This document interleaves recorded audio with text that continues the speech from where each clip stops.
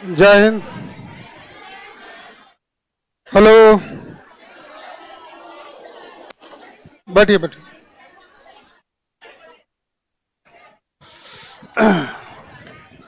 क्या बहुत खुश है तुम लोग? क्या बात? हाँ, इसलिए अच्छा, ये तो हो गया कि तुम जो इतना मुस्कुरा रहे हो, क्या है गम जो छुपा रहे हो? हाँ,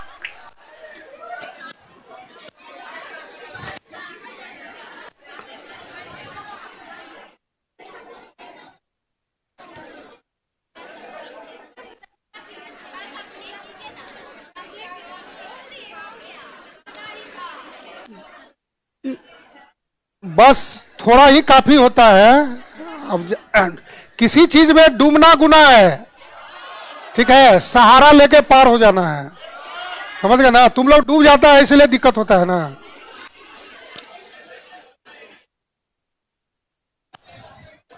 चलिए बैठ गए सब लोग। तो पिछले क्लास में हम लोग ज्यादा लेक्चर हुआ था, कुछ हुआ नहीं था। सबसे पहले हम लोग को थोड़ा सा, आप लोग एकदम शांत हो जाइए तब ज्यादा समझ में आएगा ना। आवाज करिएगा तो फिर। पिछले क्लास में हम लोगों ने खाली लेक्चर, बात किया, समझा, एक दूसरे को जाना, समझा।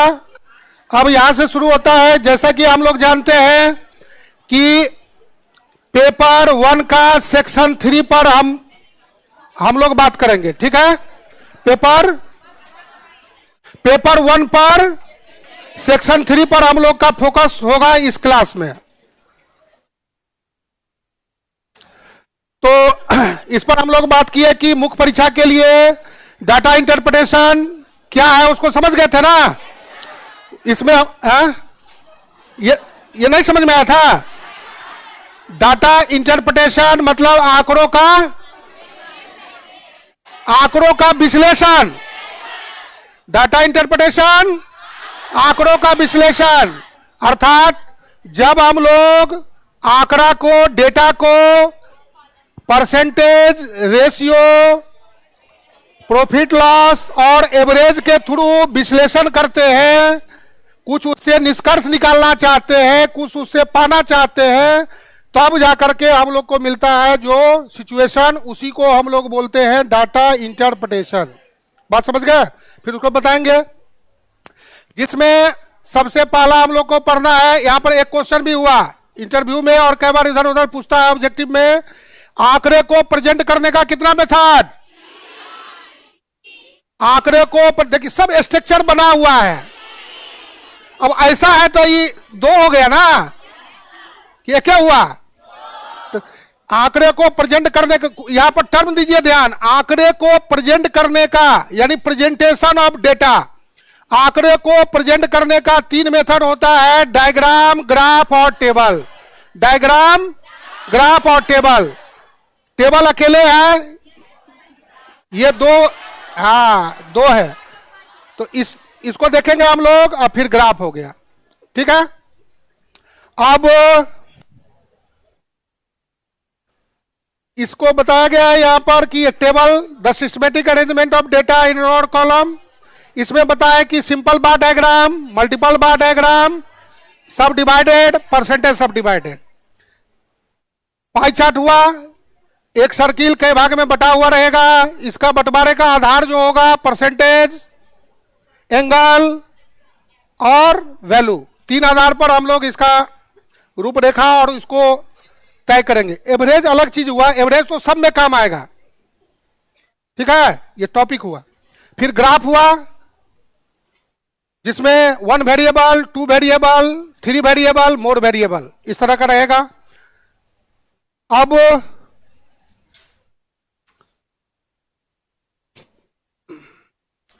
हम लोग का जो पढ़ने का जो तरीका होगा उसको ध्यान दीजिए।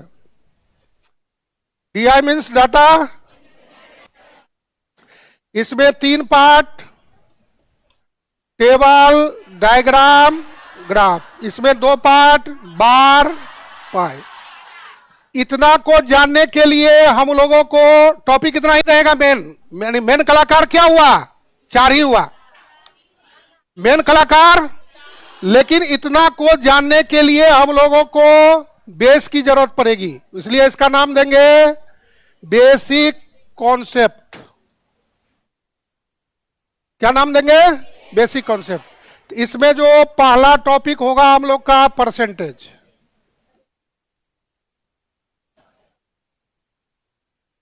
प्रतिशत। इसका सिंबल होता है इस तरह का। दूसरा हो गया ratio and proportion. Ratio and proportion, अनुपात और समानुपात। समानुपात, अनुपात का सिंबल इस तरह से, संवाद का, समानुपात का इस तरह से। अनुपात और समानुपात में क्या अंतर?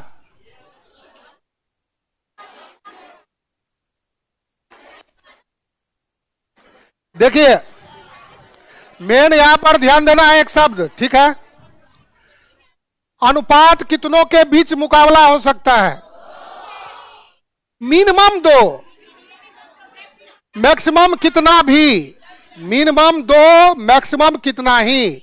लेकिन समानुपात में जब भी मुकाबला होगा तो 4 में ही होगा मिनिमम। तो अनुपात का अर्थ सरलतम रूप होता है, इतना छोटा कि इससे छोटा ना हो सके। और समानुपात 2 अनुपातों की बराबरी को समानुपात कहते हैं। इतना भी समझिए, बाकी टॉपिक जब बताएंगे तब डिटेल समझ में आ गया। अनुपात का अर्थ सरलतम रूप होता है, इतना छोटा कि इससे छोटा, ठीक है। काट काट करके एकदम छोटा करते जाना है, जहां पर रुक जाएगा काम खत्म। फिर समान अनुपात कितना के बीच में भी होगा? 2 बार, 3 बार, 4 बार, 3 company, 4 company, 5 company, 10 company, 20 company. Bihar में कितना जिला? तो 38 के बीच मुकाबला, तो 38 के बीच अनुपात। यहां पर बात समझ में आ गया। तो अनुपात कितना के बीच में भी हो सकता है, लेकिन समानुपात जब भी होगा तो 4 के बीच में ही होगा। क्लियर? बाकी डिटेल में हम लोग आगे देखेंगे। तीसरा टॉपिक हम लोग का होगा profit and loss. Profit and, ये भी बहुत इंपॉर्टेंट है। इस टॉपिक से भी 4-5 बार फुल क्वेश्चन पूछा है। कब कब?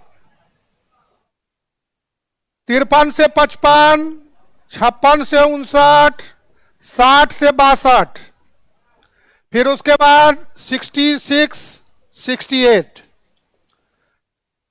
देख रहे हैं, 68 के बाद नहीं पूछा है, तो इस बार के लिए भी ज्यादा संभावना है। तो इसका अर्थ हुआ लाभ और हानि,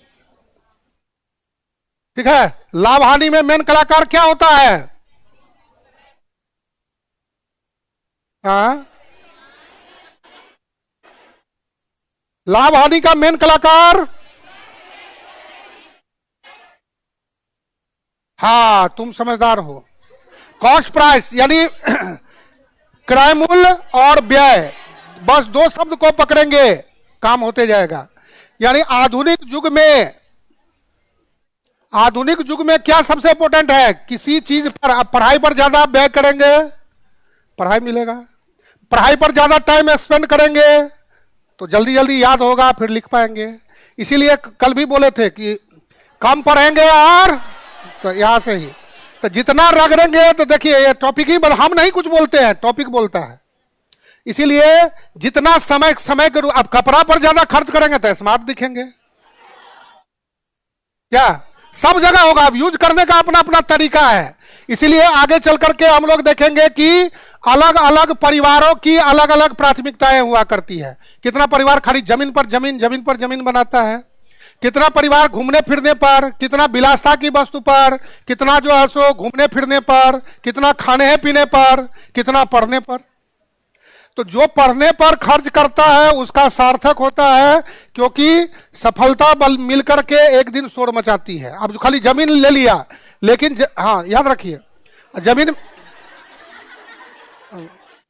जमीन ले लिए तो जमीन तो उतना क्या होगा, 10 लाख का 20 लाख होगा, लेकिन यदि आप पढ़ के पास हो जाते हैं तो 7 पुस्तकों का जुगाड़ हो जाता है। जब आप, हाँ 7 पुस्तकों को नहीं समझ में आ रहा है, चलो तुम्हारा कौन जिला घर है? आरा, बांका, अच्छा ठीक है।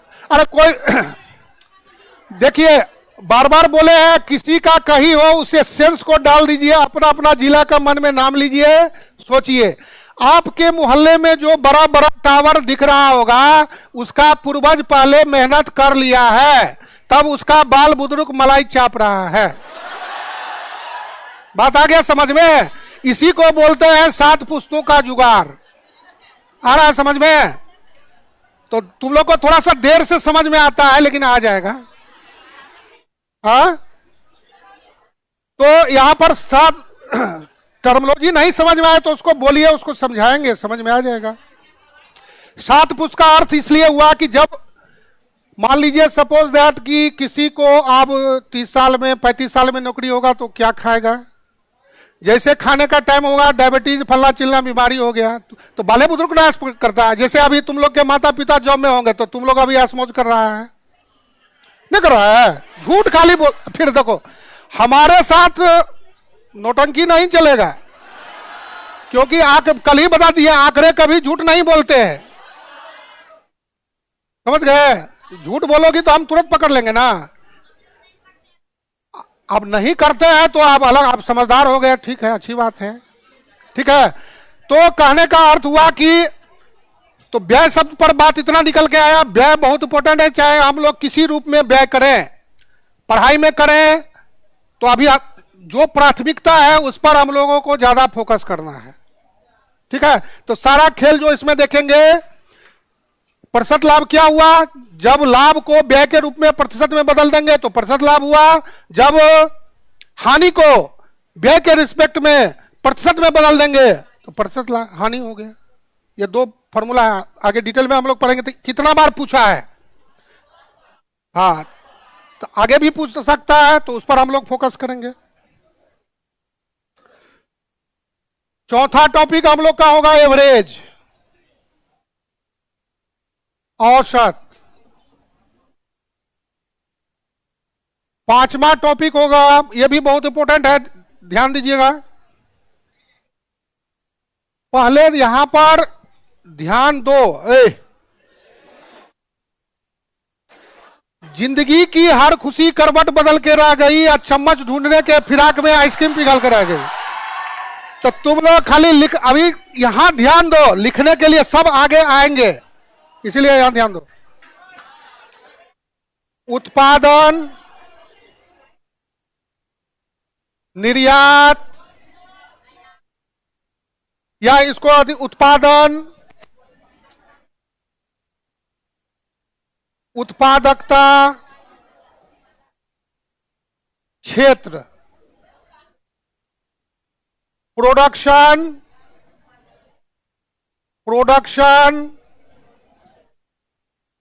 प्रोडक्टिविटी, एरिया, ये तीनों में संबंध होता है, ठीक है। देखिए सबसे इसमें ये भी क्वेश्चन कम से कम 4 से 5 बार आ चुका है। कब कब? पहली बार 56 से 59, 65, 66, एओ 15, 5 बार फुल क्वेश्चन पूछ चुका है। इसमें एक ही फॉर्मूला का इस्तेमाल है, तो पहले टर्म को समझते हैं, उसके बाद इसमें सबसे इंपॉर्टेंट टर्म है उत्पादकता। ये मेन कलाकार हुआ। 1 एकड़ में 1 हेक्टेयर, ये छोटी जो फिगर है, जमीन को देखेंगे तो बड़ा दिखेगा, यहाँ पर आंकड़ों, बार बार बोले हैं कि आंकड़ों और प्रश्नों में छुपी हुई प्रवृत्ति होती है, उसको खाली समझना है। तो इतना बड़ा टुकड़ा को हमने 1 हेक्टेयर मान लिया, ठीक है। अब 1 हेक्टेयर में कोई किसान जितना उपजा पाता है उसी को उत्पादकता कहते हैं।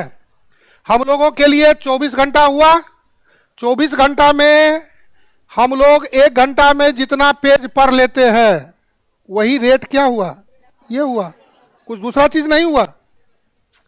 अब सबका अलग अलग रेट होगा। कोई 1 घंटा में 5 पेज पढ़ेगा, कोई 1 घंटा में 10 पेज पढ़ लेगा, कोई 8 पेज पढ़ेगा, कोई 12 पढ़ेगा। इसलिए सबका रेट अलग अलग होगा। तो यहां पर क्या अर्थ हुआ, सभी वर्षों में उत्पादकता का रेट अलग अलग होगा। ऐसा हम लोगों को चित्र में, डायग्राम में, ग्राफ में इंगित किया हुआ मिलेगा सिचुएशन पर, सवाल बनाने वक्त में। बात समझ गए?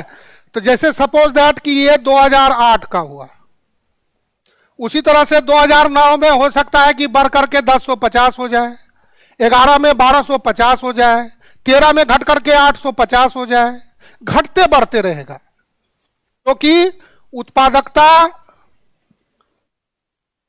के लिए कई गो कारक जिम्मेदार होता है। जैसा कि आप लोग साइंस टेक में पढ़े होंगे या पढ़िएगा कि कोई भी चीज जब अच्छा, जैसे रिजल्ट है हम लोग का होगा तो एक एक कारक जिम्मेदार है। अच्छा कोचिंग में पढ़े हैं, टीचर लोग का सहयोग मिला होगा, माता पिता का सहयोग मिला होगा, पड़ोसी का सहयोग मिला होगा, दोस्ती यारी का कई गो कारक होता है।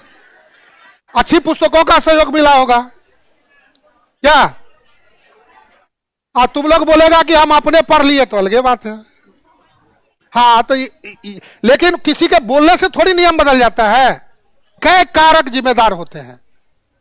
ठीक है, तो उसी तरह से यहां पर हम लोगों को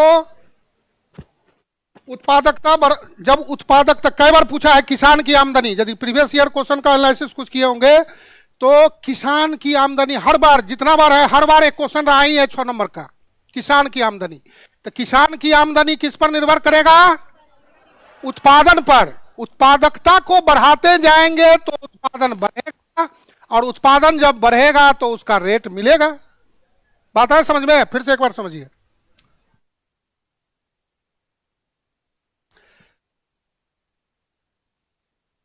उत्पादन बराबर क्षेत्र गुने उत्पादकता। प्रोडक्शन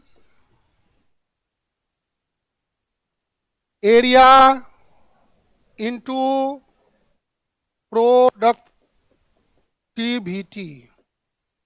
जैसे जैसे ये बढ़ेगा, एरिया तो लगभग फिक्स होता है, तो जैसे जैसे इसको बढ़ाएंगे तो ये बढ़ जाएगा। अब जब ये बढ़ेगा तब ना आमदनी बढ़ेगा। अब कोई 100 केजी उपजाएगा, कोई 200 उपजा लेगा, कोई 500 केजी उपजा लेगा, कोई 5000 कुंटल उपजा लेगा, तब ना उसका आमदनी बढ़ेगा। किसान की आमदनी तभी बढ़ेगी जब हम लोग प्रोडक्टिविटी को बढ़ाएंगे। सफल हम लोग तभी होंगे जब ज्यादा देर पढ़ेंगे। घरे में सुतले सुतले तो सफलता मिल जाएगी ना। तो वही चीज यहां पर, ये हम लोग का अप्लाइड एरिया है, ये बात को समझेंगे। इसलिए आज से एकदम और नए उमंग के साथ अपना पूरा एनर्जी लगाइए पढ़ाई पर। तो इसको बढ़ाएंगे तो ये बढ़ेगा, काम होता जाएगा। तो अब यहां पर ये टर्म को समझ गए ना, प्रोडक्टिविटी। फिर से क्या हुआ, 1 एकड़ में कोई किसान जितना उपजा पाता है उसको क्या कहते हैं? उत्पादकता कहते। उत्पादकता वर्ष दर वर्ष बदलते रहता है, वर्ष दर। अब एक किसान के पास जितना कृषि योग्य भूमि होगा, मान लिए सपोज दैट कि ये एक एक खाना 1 हेक्टेयर को बयां कर रहा है। 4 इधर कितना हुआ, 1 2 3 4 5 6 7, तो कितना हुआ, 8 हुआ। 1 2 3 4 5 6 7 है ना हुआ, 7 चौक 28 हेक्टेयर। मान लीजिए उस किसान के पास किसी बार दिया है 5 हेक्टेयर, किसी बार 10 हेक्टेयर क्वेश्चन में, यहां हम ले रहे हैं 28 हेक्टेयर। अब इसको 1 हेक्टेयर में हमने 950 केजी उपजा लिए। 2008 का आंकड़ा है, सपोज दैट 2008 में 950 केजी प्रति हेक्टेयर। तो अब 2 हेक्टेयर किसी को होगा तो 2 से गुना, 3 हेक्टेयर होगा तो 3 से गुना, 5 हेक्टेयर होगा तो 5 से गुना, 10 हेक्टेयर होगा तो 10 से गुना, और 28 हेक्टेयर है तो 28 से गुना। तो क्या हो गया आपको, 28 गुने 950 के हेक्टेयर कट जाएगा तो केजी में आ जाएगा। एक क्विंटल बराबर होता है 100 kg। क्या होता है? तो कितना हुआ? 2 जीरो तो होगा, 8×5 = 40। कितना हुआ? हाँ, 26,600। इतना केजी हुआ तो क्विंटल कितना हो गया? 266 क्विंटल हो गया। क्लियर? यानी इतना केजी इतना क्विंटल, 100 से भाग कर देंगे तो क्या बन जाएगा? क्विंटल में कन्वर्ट हो जाएगा। याद रखना है कि एक क्विंटल में कितना होता है? 100 केजी। अब रेट के बारे में क्वेश्चन में अलग से दिया रहेगा। तो बेचेंगे तो दाम मिलना चाहिए ना, तब ना आमदनी होगा। खाली उपजा के रख लिए तो क्या होगा? पढ़ के रख लिए, परीक्षा नहीं देंगे तो? बात आ रहा समझ में हम क्या बोलना चाह रहे हैं? तो परीक्षा देना, जितना पढ़े हैं, जितना हमने उत्पादन किया है, उसका जलवा को दिखाना, तो एग्जाम में थोड़ा होगा। तब ना कहता है कि सफलता शोर मचाती है। अब जब एग्जाम में बैठेंगे तो शोर कैसे मचेगा? किसान की आमदनी, किसान की यानी इनकम ऑफ ए फार्मर, किसान की आमदनी किस पर निर्भर करेगा? मूल्य गुणे मात्रा, प्राइस इनटू क्वांटिटी। मूल्य गुणे मात्रा। तो प्राइस मेरा दिया रहेगा अलग से प्रश्न में, मान लीजिए 1250 देगा, कभी 1850 देगा, कभी 1950 देगा। एक रेट दिया रहेगा क्वेश्चन में। सरकार हर वर्ष घोषणा करता है ना एमआरपी, उसी तरह से। तो अब मूल्य मेरा सपोज दैट हो गया 1250। कुंटल कितना हुआ? इस मूल्य को हम चाहें तो केजी में भी कर, मतलब केजी में रखना पड़ेगा। दोनों का सेम यूनिट होना चाहिए। ये नहीं कि एगो को कुंटल में कर दिए, एगो को केजी में, तो फिर 2 शून्य का डिफरेंस आ जाएगा। दोनों को केजी में रखें या दोनों को कुंटल में रखें, तब जितना गुना कर देंगे कितना आया? 3,32,500। इतना आमदनी हो गया। आप लोग को लिए एक सूचना है कि 150 से 250 के बीच में कैलकुलेटर देगा। आप लोग कैलकुलेटर जल्द से जल्द खरीद लेंगे, लेके आएंगे।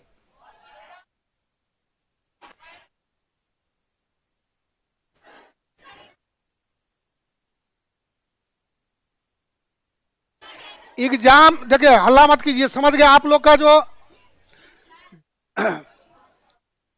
जिसको मोबाइल दहेज में मिला होगा उसी का मोबाइल वहां पर लागू होगा, और जिसको नहीं हुआ होगा तब तो खरीदना पड़ेगा ना। हम लोगों को वहां मोबाइल अलाउ नहीं है, कैलकुलेटर अलाउ है। बात को समझेंगे। इसीलिए 150 से 250 के बीच में उस पर अभी से जितना प्रैक्टिस करेंगे तो 5 से 7 मिनट एग्जाम में बचेगा। 10 दिन उंगली बैठाने में टाइम लगता है। बात समझ गए ना? तो इस बात को ध्यान रखिए। इसलिए अभी से उस पर यहां लेकर के भी आइएगा, फटाफट करिएगा, धीरे धीरे। देखते हैं दुकानदार सब का कैसे करता है, तो हम लोग कर पाएंगे। तो प्रैक्टिस जो है बहुत इंपॉर्टेंट है। तो बात समझ गए? किसान की आमदनी इस तरह का क्वेश्चन पूछेगा। तो अब देखिए,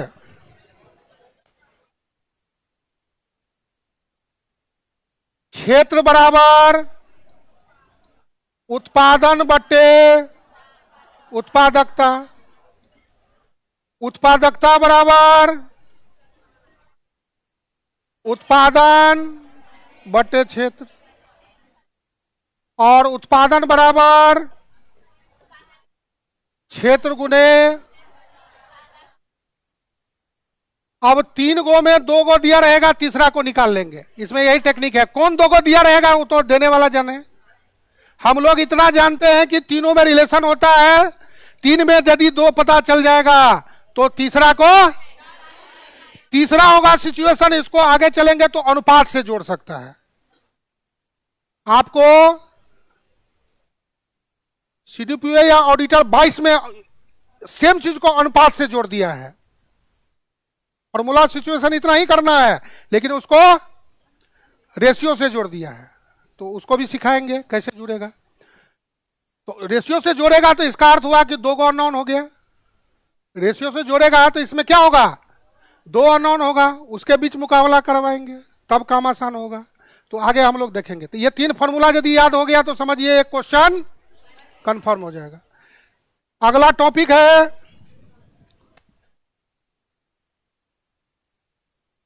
उत्पादन, निर्यात, खपत या उपभोग। प्रोडक्शन, एक्सपोर्ट, कंजम्पशन, ये तीनों में रिलेशन होता है। तो इसमें ध्यान देंगे कि प्रोडक्शन तो समझ ही गए हैं, इसको देखिए कैसे समझेंगे। मान लीजिए सपोज दैट मोबाइल का 1 लाख मोबाइल का निर्माण हुआ। अब तब इसका कुछ हिस्सा हम लोग ज्यादा प्राप्ति के लिए क्या करते हैं, एक्सपोर्ट करते हैं, और जो बच गया वो क्या होता है, कंजम्पशन हो जाता है, जिसको हम लोग खपत शब्द देगा तो खपत और उपभोग शब्द देगा तो उपभोग, दोनों एक ही बात है। ये हो गया आपको उत्पादन। अब इसमें जो सेंस समझना है, जैसे गांव में हुआ विलेज, तो गांव से बाहर भेजे 60,000, तो इसका अर्थ हुआ कि 40,000 हमको गांव में खपत हो गया। ठीक है। यदि वह जिला का बात करेगा क्वेश्चन में, डिस्ट्रिक्ट, इसका अर्थ हुआ कि अब बाहर भेजे तो कहां भेजे, जिला से बाहर ना, कि तुम लोग घरे में रख लेगा, कहेगा भेज दिए। ऑफिसर जब बनेगा तो जैसा खेल करता है, तो ऐसा यहां नहीं चलेगा। इसका सेंस हुआ कि जिला के बाहर, और ये इतना जो है सो जिला में ही खपत हो गया। अब यहां राज्य का बात करेगा तो राज्य के बाहर और ये राज्य के अंदर। देश का बात करेगा तो देश के बाहर। तब देखिए इसमें क्या हुआ, आंकड़ों बार बार बोल रहे हैं, फिर सबको ध्यान दें, आंकड़ों और प्रश्नों में। अब डार्लिंग मैं बोलूं तबे बोलना है तो फिर फंस गए। दिमाग का इसमें ज्यादा इस्तेमाल होगा, बार बार इस चीज को बोल रहे हैं, तो इसीलिए जैसे सिचुएशन बोलेगा खट से अपना दिमाग लगा करके काम करना होगा। इसी को अप्लाइड बोलते हैं। अब कान में नहीं फूकेगा कि ऐसा करो, अब गांव से बाहर गया, अब अपना दिमाग लगाइए, क्योंकि आंकड़े तो बोलते नहीं है, उन्हें समझना पड़ता है। तो इस तरह का सिचुएशन। तो यहां पर 3 फॉर्मूला इससे भी डेवलप हो गया। उत्पादन, निर्यात प्लस खपत या उपभोग जो लिखना है। निर्यात निकालना है तो क्या हो जाएगा, उत्पादन माइनस खपत या उपभोग। खपत या उपभोग निकालना है तो क्या होगा, उत्पादन माइनस निर्यात। एक फॉर्मूला से ही क्या बनेगा, 3 फॉर्मूला बनेगा। एक याद है तो इधर 2 दिया रहेगा। अब ये याद रखेंगे कि तीनों का यूनिट सेम होगा। जैसे रिलेशन है तो सामान्य बात विचारना होगा, ये अप्लाइड चीज है, तो इसलिए तीनों का यूनिट जब भी होगा तो सेम होगा। लेकिन अब देखिए इनको, क्या नहीं हुआ,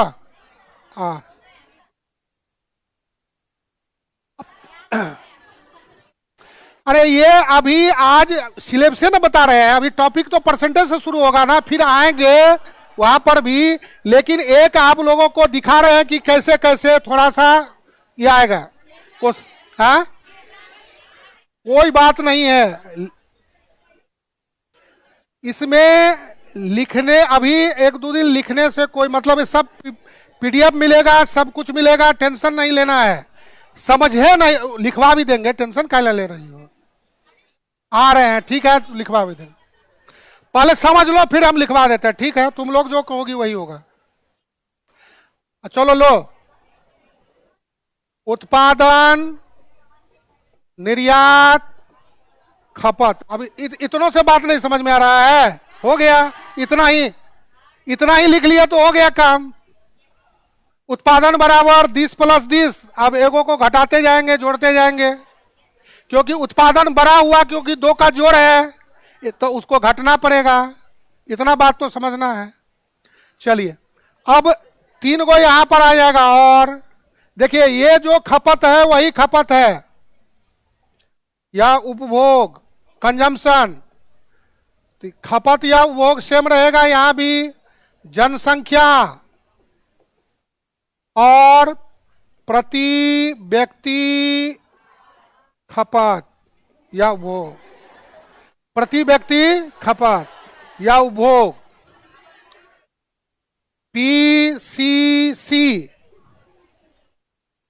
प्रति व्यक्ति कंजम्पशन, पर कैपिटा कंजम्पशन, प्रति व्यक्ति खपत, पीसीसी। हाँ आगे बात समझ, क्या बोलो, जो बोल रहा है बोलिए।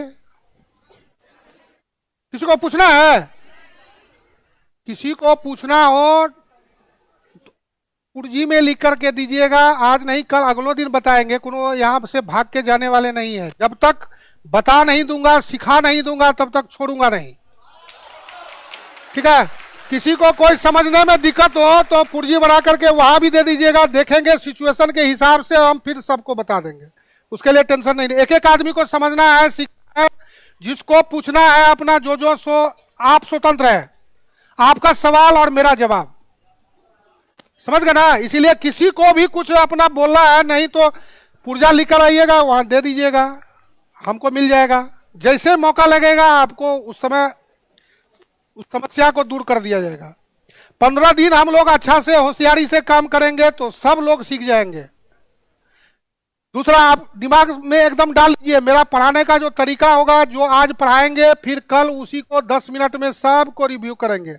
हमारा थोड़ा अपना तरीका होता है कोई काम करने का, फिर आगे बढ़ेंगे, फिर अगला दिन 10 मिनट रिव्यू करेंगे। इसलिए वो टेंशन मत लीजिए, समझ गए ना। क्योंकि आप लोग पहली बार जुड़े हैं, जो लोग जानता है हमको, हम काम से कोई समझौता नहीं है।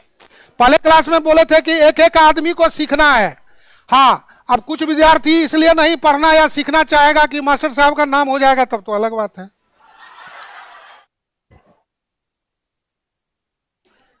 अब देखिए पहला फॉर्मूला, जनसंख्या बराबर खपत बटे, इसमें प्लस नहीं होगा, ठीक है। इसमें प्लस था, उत्पादन बराबर एक्सपोर्ट प्लस कंजम्पशन, इसमें प्लस था। अब जिंदगी भर प्लस से प्लस होते रहेगा। थोड़ा सा आगे बढ़ेंगे तो इसमें क्या हुआ, प्रति व्यक्ति खपत, उपभोग प्रति व्यक्ति उपभोग। अब उपभोग नाम दिए तो ये ना रहेगा, उपभोग तो उपभोग, खपत तो खपत, और चंपत तो चंपत। दूसरा हो जाएगा, क्या हुआ,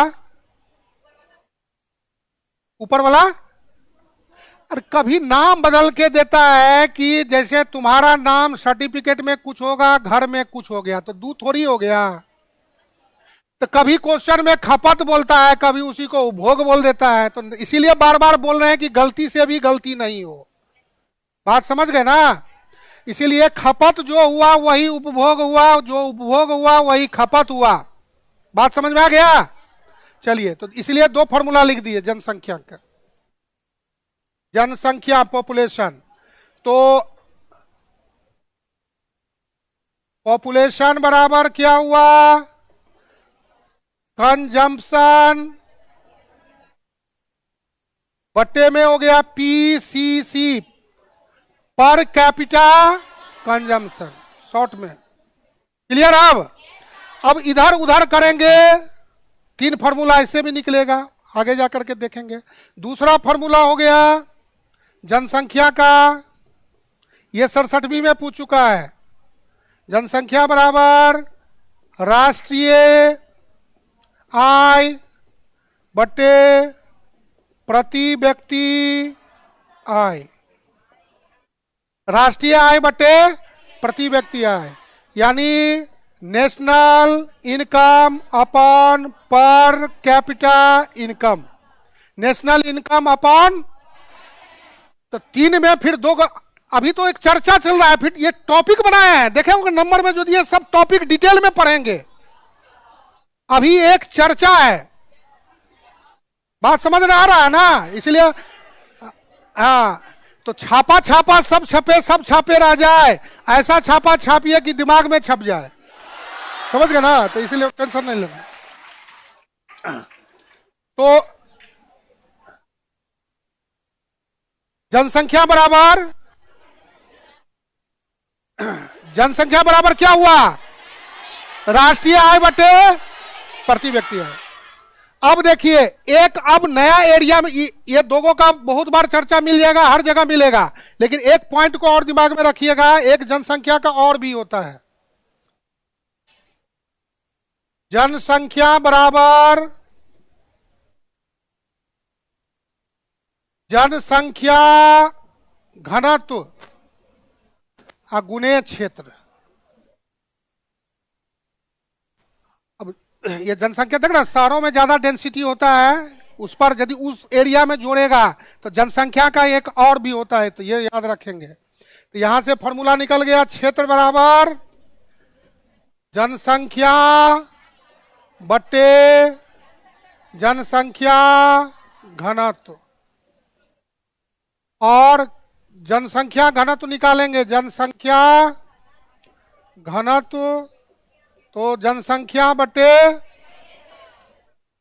क्षेत्र, एक ही फॉर्मूला से तीन को निकलेगा, तो इधर भी एक जा सकता है, तो इसको देखेंगे। क्लियर? तो फिर से एक बार, अब शॉर्ट में प्रोडक्शन को एक्सपोर्ट कर दिया, जो बच गया उसको खा पी के पचा दिया। कंजम्पशन मतलब क्या हुआ?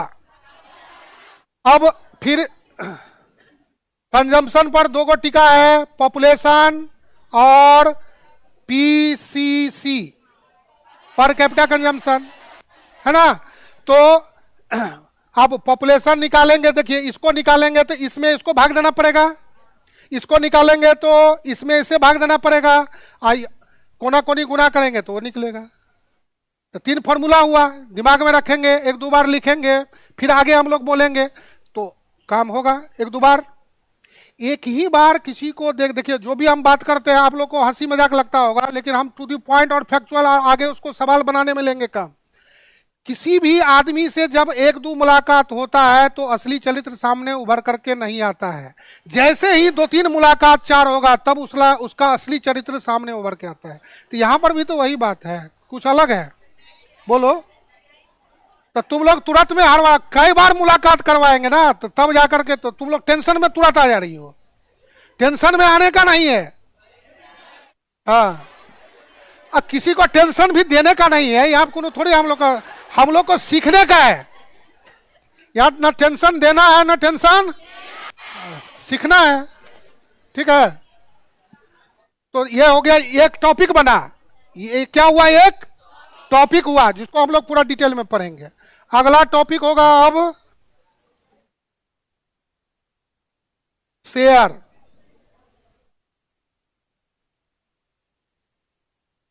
इसको जो है सो सीडीपीओ 22 में अब तक एक बार पूछा और कभी नहीं पूछा। सीडीपीओ 22 में एक क्वेश्चन शेयर से आ चुका है, ठीक है, इसलिए इसको पहले भी पढ़ाया और इसको टॉपिक बना दिया कि आना होगा, कहीं से भी क्वेश्चन तो आ सकता है, नहीं तो कोई बात नहीं है। तो शेयर और लाभांश एक चैप्टर हम लोग करेंगे। उसके बाद यहां से मेन कलाकार आएंगे, टेबुलेशन, तब जाकर के बार चार्ट, तब जाकर पाई चार्ट, तब आएगा ग्राफ, तब आएगा प्रीवियस ईयर। ऐसे हम लोग काम करेंगे। बोलिए, आप इतना बात समझ में आ गया है ना? टाइम अभी कितना बजा? अच्छा 8 मिनट है, अच्छा कोई बात ठीक है।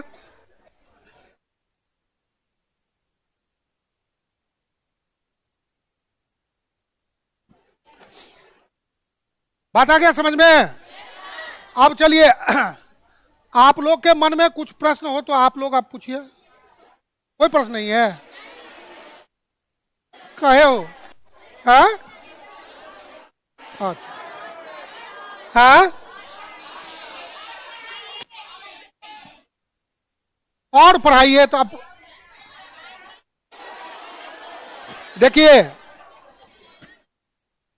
एक बात दिमाग में गांठ बांध लो, हम लोग क्या पढ़ रहे हैं? साइंस। साइंस कहता है कि धरफड़ करने से नहीं होता है। बात समझ गए? अब 5-7 मिनट में कोई टॉपिक शुरू करेंगे तो न इधर होगा न उधर होगा, आधा अधूरा ज्ञान बहुत खतरनाक होता है। तो जब तक है तो थोड़ा सा हम एक 15-10 मिनट का एक लेक्चर देते हैं इंपॉर्टेंट, उसको समझिए।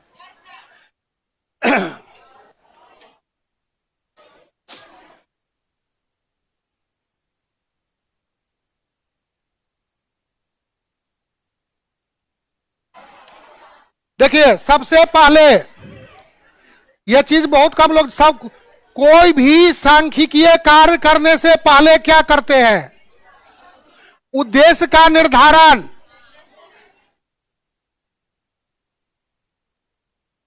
उद्देश्य का निर्धारण ये सबका अलग अलग है। जैसे कोई यूपीएससी का तैयारी करेगा, कोई बीपीएससी करेगा, कोई एसएससी करेगा, इस तरह से।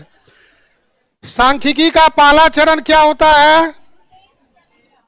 कलेक्शन ऑफ डेटा, आंकड़ों का संग्रहण।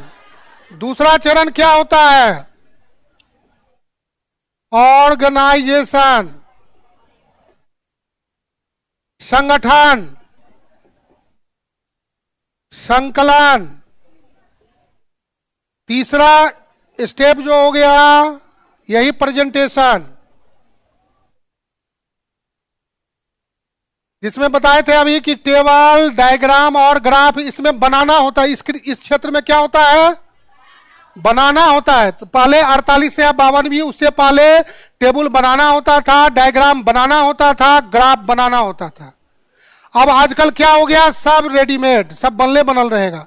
तो सीधे क्या करना है? खा जाना है, घपा घप। और क्या है? हाँ? तो आंकड़े को प्रेजेंट करने का 3 मेथड हुआ। क्या क्या हुआ? आंकड़े को प्रेजेंट करने का 3 मेथड, डायग्राम, ग्राफ और टेबल। तब यहां पर आता है आपको analysis of data, analysis of data, आंकड़ों का विश्लेषण, यही डीआई हुआ। यह सांख्यिकी का चौथा चरण है। इसको जानने के लिए हम लोगों को percentage, ratio, profit and loss और एवरेज, ये 4 चीज का सहारा लेना पड़ता है। आंकड़ों का विश्लेषण का आधार क्या हुआ? 4 ही चीज है main, percentage, ratio, profit loss, average. बात समझ गए? तो कल बोले थे ना, किसी के यहाँ जाइए, खा लीजिए और गाली बक दीजिए, वही तो भी हुआ। यानी उसको मीन मेख निकालना बोलते हैं व्यवहार में। चुगली लारना करने करते हो तुम लोग, तुम खाली झूठ बोलती है। आजा ठीक है। तो परसेंटेज, रेशियो, प्रॉफिट लॉस और एवरेज के आधार पर ही सारा खेल खेला जाएगा, यानी सारा विश्लेषण होगा। ये 4 किरदार बहुत इंपॉर्टेंट है। तब जाकर के 5वां चरण होता है इंटरप्रिटेशन, इंटरप्रिटेशन, निर्वचन। ये कोई चैप्टर नहीं है। जब हम लोग तजुर्बेकार देखते हैं ना, टीवी पर बैठ करके सुबह शाम जो 4 को बैठ करके दिस दैट करता है, वही तो। या किसी घटना को घटित होने से रोक नहीं सकता है, लेकिन भविष्य में ऐसा नहीं हो, उसी का उसमें प्रावधान होता है। जैसे उदाहरण के लिए देखते ना, हम लोगों के घर में छोटा बाल बुजुर्ग, भाई बहन, ये सब भतीजा, ये सब जो रहता है, कोई सामान तोड़ फोड़ कर दिया तो हम लोग क्या कहते हैं? आज जो कर दिया सो कर दिया, कल से ऐसा मत करियो। ये शब्द क्या हुआ? हम लोग बचपन को याद कीजिए, घर लेट से पहुंचे तो घर में डांट सुनना पड़ता था ना, कहाँ रह गए, अकल से ऐसा नहीं होना चाहिए। तो दिस इज द इंटरप्रिटेशन, क्योंकि इसको रोका नहीं जा सकता है, लेकिन उसको देख करके भविष्य में इस तरह का नहीं हो, उससे सबक लेकर के हम लोग अपने काम को आसान करते हैं। बात समझ गए? तो इसीलिए यह सांख्यिकी इसलिए कोई भी सांख्यिकीय कार्य जो होता है यह 5 चरण में संपन्न होता है। कोई भी सांख्यिकीय कार्य जो होता है 5 चरण में संपन्न होता है। सांख्यिकी का पहला चरण क्या है? हाँ देखिए नंबरिंग लिखा हुआ है, ये ऑब्जेक्टिव क्वेश्चन इंटरव्यू में कई बार पूछा है। सांख्यिकी का पहला चरण, दूसरा ऑर्गेनाइजेशन, तीसरा प्रेजेंटेशन, चौथा। तो अब डीआई क्या हुआ वो भी समझ में आ गया। यह सांख्यिकी के हिसाब से चौथा चरण है। यह लोअर विश्लेषण में आता है। एवरेज जो बोले इसमें बोल लेते ना, यह मीन मीडियन मॉड ये भी शामिल होता है। कभी मीन मीडियन को भी जोड़ देगा, एवरेज तो जो औसत करवे करता है, लेकिन मीन मीडियन को भी जोड़ देगा तो कोई बड़ी बात नहीं है। ठीक है, तो बहुत आसान है, तो करेंगे हो जाएगा। तो आंकड़ों का विश्लेषण का या सांख्यिकी का चौथा चरण है। पांचवा चरण इंटरप्रिटेशन। इंटरप्रिटेशन जो है वह लास्ट स्थिति है, जिसमें अब जो हो गया सो हो गया, क्योंकि सांख्यिकी कुछ करता नहीं है, करवाता है। सांख्यिकी कुछ करता नहीं है, करवाता है, ऐसे समझिए। सांख्यिकी कुछ करता नहीं है। जैसे उदाहरण के लिए हम लोग किसी होटल में गए, अब नाश्ता किए, खराब दे दिया, तो खराब दे दिया तो उस समय कुछ नहीं कर सकते हैं, तो निष्कर्ष निकाले ना, आइंदा से इसके यहाँ कभी नहीं आएंगे, बात खत्म। अब जब दूसरा बार गए बाजार में, कोई दुकान खुला ही नहीं हुआ है, ढूंढ रहे हैं, मिल ही नहीं रहा है, उसी का खुलल है, तब क्या होता है? मजबूरी है। इसीलिए जाना न जाना यह आपका विवेक है, इसमें कोई जबरदस्ती नहीं है। इसलिए सांख्यिकी कुछ करता नहीं है, करवाता है। अब खाली 72 नंबर पढ़ने से रिजल्ट थोड़ी होगा, लेकिन आप जीएस आपका ठीक हो जाएगा, 72 में 72 आ जाएगा तो करवा देगा आपको सीधे एसडीएम डीएसपी तरफ। जो उसका पढ़ने में, देखिए टॉपिक में ही यही है और यहाँ पर भी काम भी सेम है। ये नहीं कि खाली बात रहे ना, तब तो हम ही पास हो गए रहते ना। अब बोलिए 2 क्वेश्चन को मैं 36 पेज लिख दूंगा, इतना डिटेल जानता हूँ, तो हम ही पास हो जाएगा ना। सभी विषय की जानकारी होनी चाहिए, तब रिजल्ट होता है। भाजने से काम नहीं होता, यथार्थ में जीना चाहिए। इसीलिए जब आप जीएस ठीक कर लेंगे, डीआई में 72 आ जाएगा तो सीधे एसडीएम डीएसपी से कम पर नहीं रुकेगा। समझ गए ना? तो खाली ताली बजाने से नहीं होगा, उसके लिए हाँ, success is never accidental, success is never accidental but hard labour is की ऑफ सक्सेस। यह आज का मंत्र हुआ। आज का मंत्र क्या हुआ? Success is never accidental but hard labour is की ऑफ सक्सेस। सफलता कोई दुर्घटना नहीं है, लेकिन जो कठिन परिश्रम करेगा छात्र, विद्यार्थी कहिए तो उसमें छात्र छात्रा दोनों आ जाएगा, तो जो विद्यार्थी कठिन परिश्रम करेगा वह निश्चित रूप से सफल होगा। बात समझ गए? तो इसी शुभकामना के साथ कल से हम लोग का मेन क्लास शुरू होगा परसेंटेज से। ठीक है, आज हम लोगों ने एक दूसरे को जाना समझा, जैसे जैसे एक दूसरे को समझते जाएंगे काम आसान होता जाएगा। तो आज के लिए इतना ही, धन्यवाद।